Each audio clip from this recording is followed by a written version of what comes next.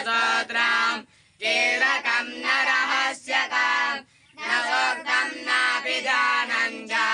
नन्यासो न च वर्जनम् कुञ्जिका पाठमात्रेण दुर्गा पाठफलं लभेत् अतिगुह्यतरं देवी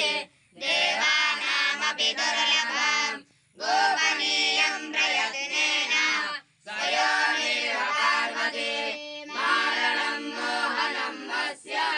स्तम्भनोच्चाटनादिकम् पाठमात्रेण संसिद्ध्येत् कुञ्जिका स्तोत्रमुत्तमम् ॐ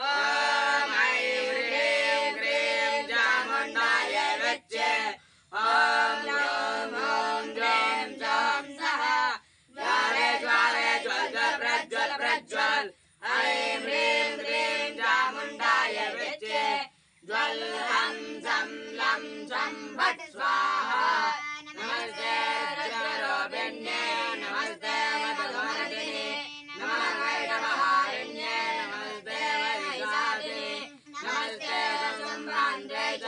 संभागरराधिने जागृतं हिमादेवी जपं सिद्धिं कुरुष्व मे ऐं काली कृष्णरूपाय